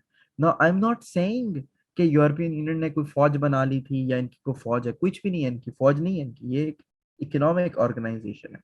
लेकिन इन्होंने एक दूसरे से इंटरनल सिक्योरिटी के लिए अपने यूरोप के अंदर होने वाली टेररिज्म एक्टिविटीज को रोकने के लिए एक दूसरे से कोऑपरेशन करना जरूर शुरू की। ठीक है, तो ये एक बहुत बड़ा आप कह लें कि it was a new direction that was taken by the European union. Similarly इसी डेकेड के अंदर 12 नई कंट्रीज शामिल हुई इसके अंदर, और उन कंट्रीज की जो टोटल कंट्रीज की तादाद है वो 28 हो गई। अब 27 इसलिए है क्योंकि यूके निकल चुका है। अच्छा, दो ट्रीटीज के बारे में मैंने आपको बड़ा स्पेसिफिकली बताया था, two very important treaties, treaty of Rome and मैस्ट्रिक्ट।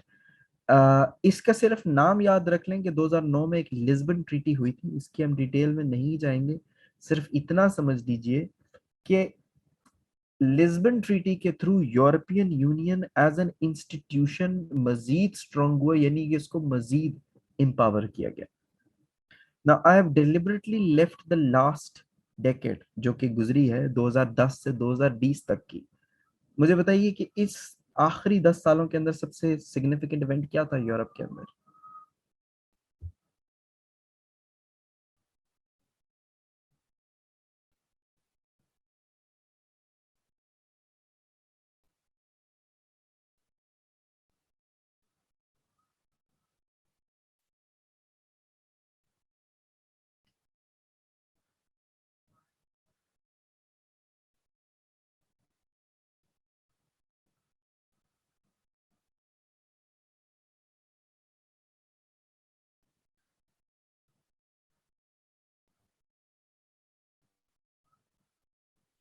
That was Brexit of course. तो वो भी हम देखेंगे क्या होता है। This was the functional evolution that I wanted to tell you guys, ताकि हम ये समझ सकें कि कैसे इसके काम इंक्रीज हुए और हम इसके फंक्शंस को जान सकें। Any question up till now?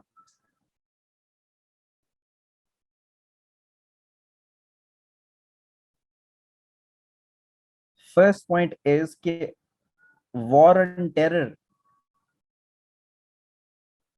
शुरू होगी और कम्युनिज्म की थ्रेट तो चले खत्म होगी। वॉर एंड टेरर का मतलब यानी कि 9/11 के बाद तो काउंटर टेररिज्म एक्टिविटीज के ऊपर कॉपरेशन कंट्रीज की शुरू हो गई। एनी क्वेश्चन अभी तक?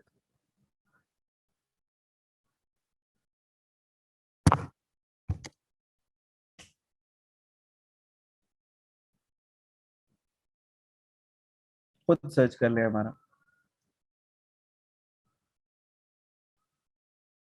Structure of European union.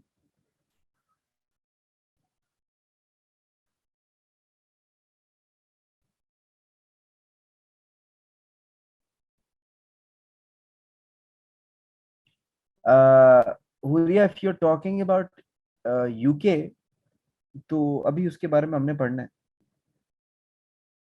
Ji. UK ने ज्वाइन किया, अगर आप सुन रही थी आमना, तो आई टोल्ड यू 1970s में इन्होंने ज्वाइन किया। Yes, 1973 to be exact, with Ireland and with Denmark. याद आया आपको? And yes, we are going towards के ऐसा क्यों हुआ कि उन्होंने छोड़ दी। जाहिर बात है वो हमारा मेन एक सॉर्ट ऑफ हिस्सा है लेक्चर का, वो भी हम करते हैं। इसके अलावा कोई क्वेश्चन?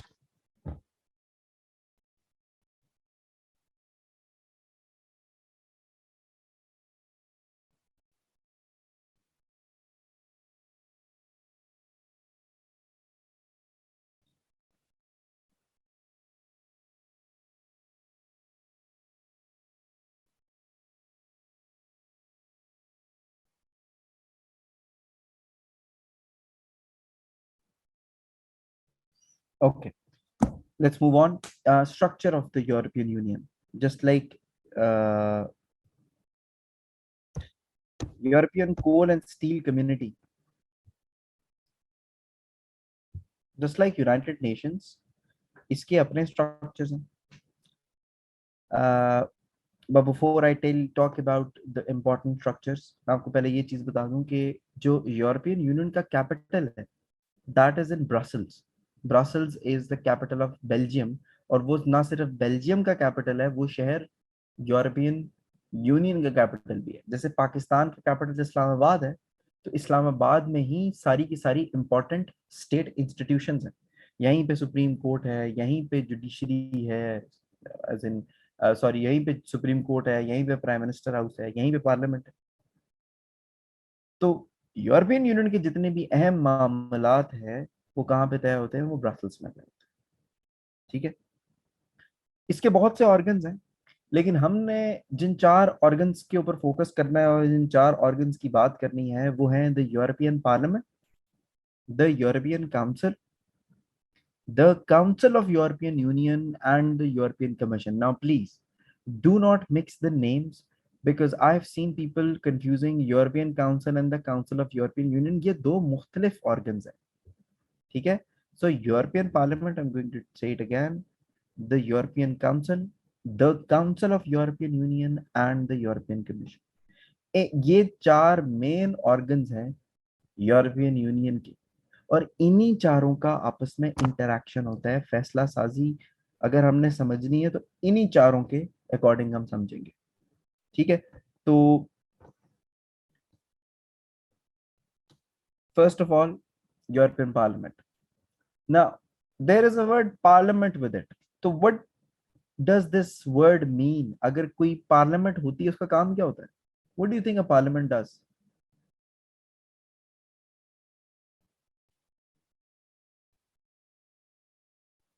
पार्लियामेंट का काम है लेजिस्लेशन करना। एक्सीलेंट, वेरी गुड, बिल्कुल ऐसी है। दुनिया में किसी भी ऑर्गेनाइजेशन के अंदर अगर पार्लियामेंट हो या किसी भी मुल्क के अंदर हो, उसके मोरलेस सेम काम होते हैं। ठीक है, किसी भी पार्लियामेंट के तीन काम होते हैं, एक जैसे आपने मुझे बताया लेजिस्लेशन है, बिल्कुल ठीक बताया। लेजिस्लेशन के अलावा किसी भी पार्लियामेंट का काम होता है सुपरविजन करना और बजट पास करना। कोई मुझे बता सकता है कि पार्लियामेंट किसको सुपरवाइज करती है? कंसिडरिंग पाकिस्तान पार्लियामेंट, पाकिस्तान की पार्लियामेंट किसको सुपरवाइज कर रही होती है?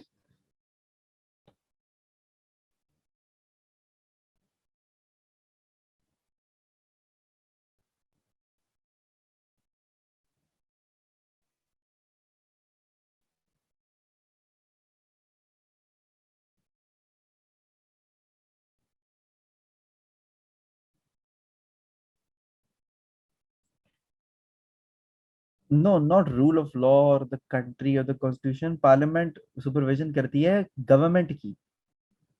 देखें, ये छोटी छोटी कंफ्यूजन है ना, जो कि आपको फिर आगे वो मजीद कॉन्सेप्ट्स को खराब करती है। वो गवर्नमेंट की, एग्जेक्टिव की सुपरविजन कर रही होती है। प्लीज इस चीज को दूर, कंफ्यूजन को दूर कर लें कि parliament is not the government, government is the adjective. जो कैबिनेट होती है that is government. Parliament is the body which is representative of the people. They are not the government.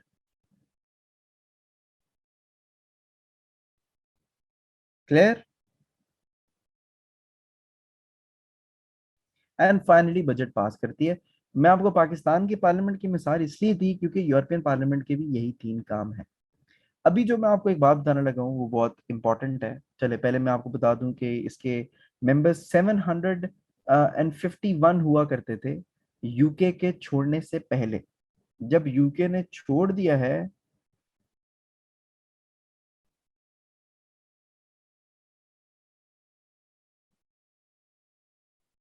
तो 705 रह गए।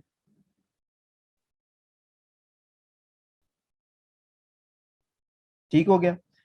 तो अभी जो मैं आपको बात बताने लगा हूँ that is the most important. 1 minute लगेगा उसको समझने में, बट अगर समझ आ गई तो सारे का सारा स्ट्रक्चर हमारे आगे क्लियर हो जाएगा।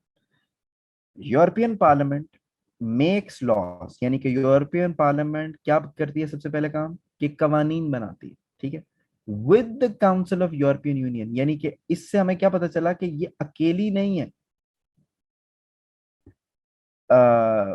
लॉज बनाने वाली। It is not lonely sort of an organization या ऑर्गन जो कि लॉज बनाती है। इसके साथ एक और है the council of European union, वो भी इसके साथ कवानीन बनाता है ऑन द प्रपोजल्स। यानी कि ये किसी के कहने पे कवानीन बनाता है। और किसके कहने पे? European commission.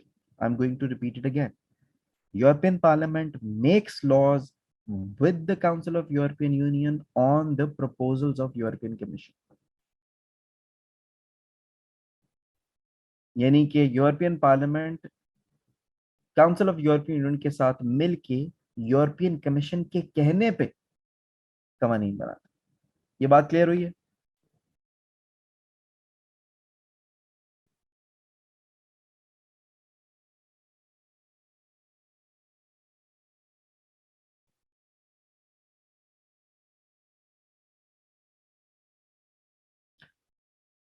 So yes, that's what the job of the parliament is कि इसने बजट को पास करना है, ट्रीटीज को सुपरवाइज करना है, जो कि पार्लियामेंट का काम होता है।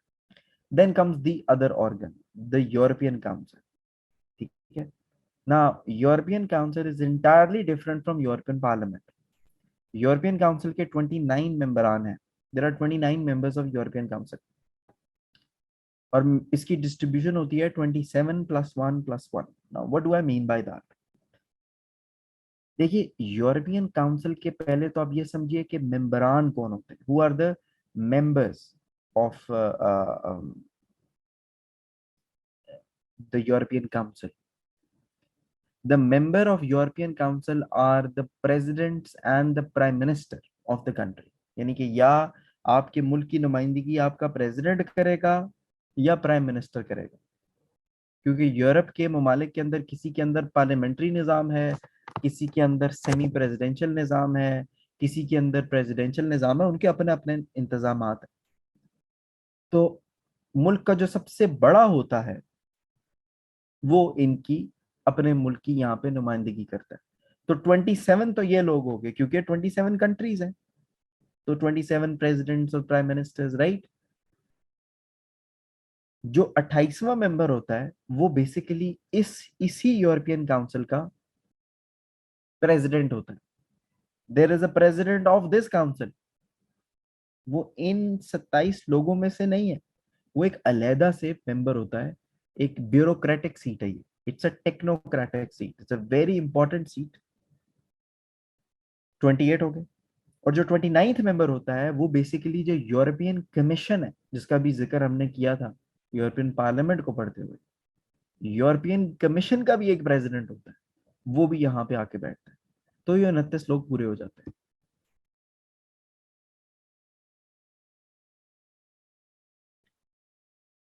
Break will be at 7:30.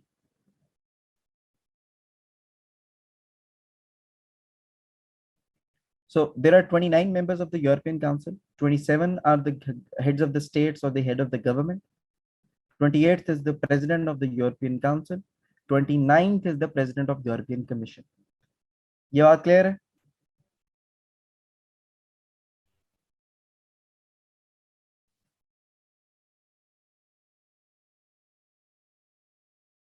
Okay.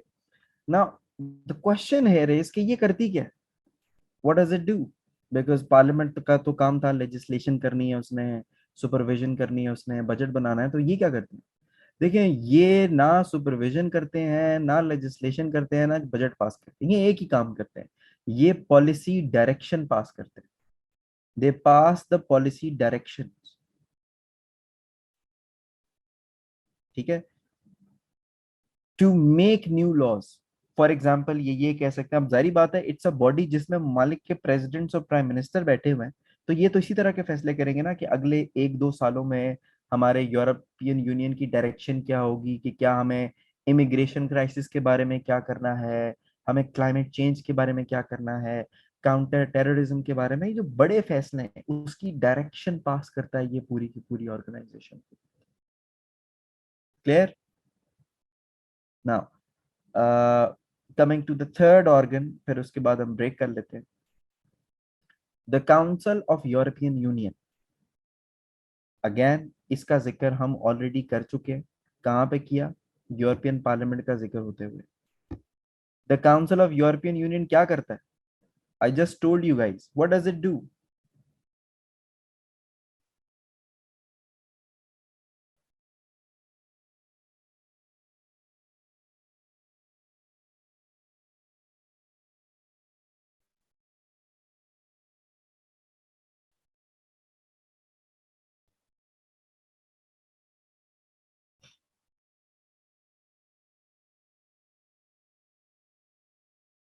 It makes laws with the help or with the collaboration of European Parliament. Yes.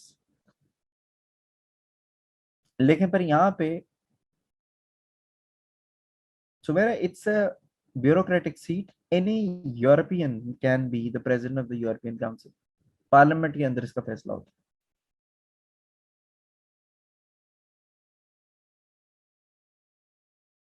Election होते हैं, वही आपका नाम जाता है, इलेक्ट होते हैं वहाँ। The council of European union, question here is कि why two organs? Why both parliament and the council of European Union? तो फर्क है इनकी मेंबरशिप में। बात मुझे बताइए कि यूरोपियन पार्लियामेंट के अंदर बैठे हुए पार्लियामेंटेरियंस कहाँ से आते हैं? Who are those people who brought them here, like who elected them? 705 people.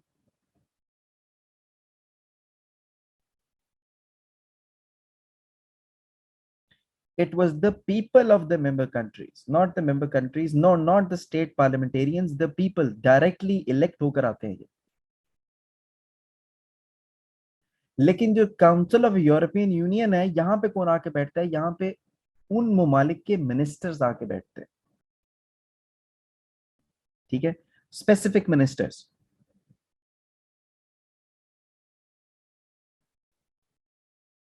क्यों? Why ministers? Like what's the idea behind it, what's the point behind it? देखिए, मिनिस्टर्स वो लोग होते हैं जो कि अपनी मिनिस्ट्री के स्पेशलिस्ट होते हैं, यानी कि जो अपनी मिनिस्ट्री के अपने अपने मुल्क में इंचार्ज होते हैं। They would know better. तो अगर कोई हेल्थ का इशू है, the council of European union में कौन से मिनिस्टर्स आके बैठेंगे? हेल्थ के मिनिस्टर्स आके बैठेंगे। अगर फॉरेन पॉलिसी का कोई इशू है तो काउंसिल ऑफ यूरोपियन यूनियन में कौन आके बैठेगा? फॉरेन मिनिस्टर्स आके बैठेंगे, या उनके डेलीगेट्स आके, या उनके इदारे आके बैठेंगे। अगर फाइनेंस का कोई इशू है तो फाइनेंस से रिलेटेड आएंगे। तो बेसिकली ये वो बॉडी है जो कि अपने अपने मुल्क के मिनिस्टर या उनके एजेंट्स को लेकर आती है, ताकि ये पॉलिसी मेकिंग में हेल्प कर सके, पार्लियामेंट ये असिस्ट कर सके, because they are the ones who actually know their country.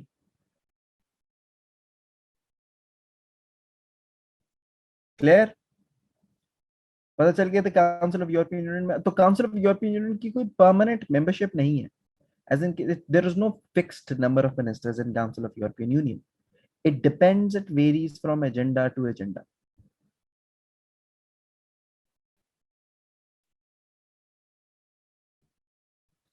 चले एक आखिरी यूरोपियन कमीशन भी पढ़ लें, फिर हम ब्रेक कर लेते हैं।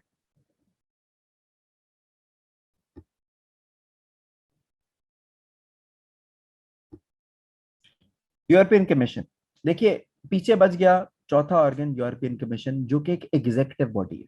अब हर किसी के अपने अपने काम है। पार्लियामेंट ने लेजिस्लेशन सुपरविजन, बजट मेकिंग करनी है। यूरोपियन काउंसिल ने पॉलिसी डायरेक्शन पास करनी है। काउंसिल ऑफ यूरोपियन यूनियन ने भी लॉ मेकिंग करनी है, लेकिन बड़ी स्पेसिफिक किस्म की लॉ मेकिंग करता है। तो फिर ये वो ऑर्गन है जो कि काम करवाता है। European commission is the executive body. ये वो बॉडी है जो कि नए कवानीन, नई अमेंडमेंट या पुराने लॉज को खत्म करने के प्रपोजल्स देता है यूरोपियन पार्लियामेंट को। ठीक है, या the council of European Union को। तो मेरा यहाँ पे आपसे एक छोटा सा सवाल है कि इनको कौन कहता है ये सब करने को?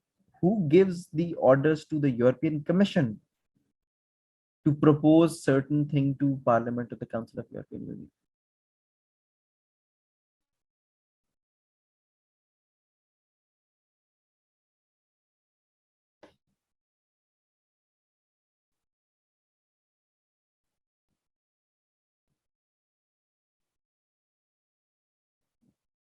Yes, the European council.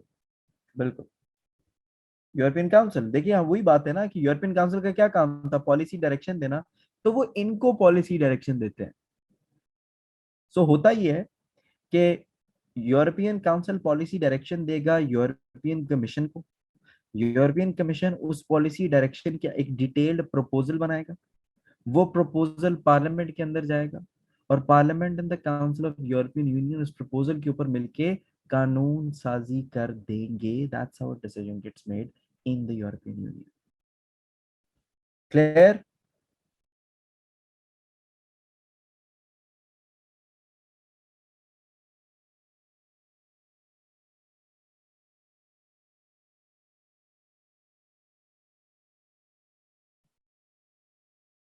Any confusion?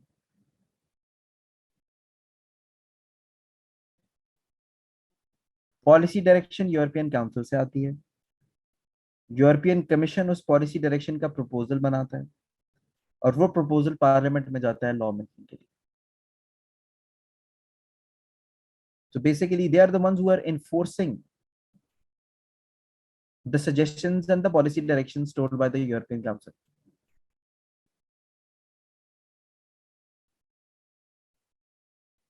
जो कोर्ट ऑफ जस्टिस है या जो यूरोपियन सेंट्रल बैंक है, that is not relevant for us. ठीक है, मैंने फिर भी स्लाइड्स के अंदर दे दी है कि आपको थोड़ा सा आइडिया हो जाए, but you don't have to study it. Adnan भाई, लेक्चर खत्म हो जाएगा तो क्वेश्चन भी आपको बता दूंगा। ठीक है, तो अभी आप ब्रेक कीजिए, नमाज पढ़िए, नमाज के बाद वापस आइए। Don't take a lot of time, come back in 20 minutes.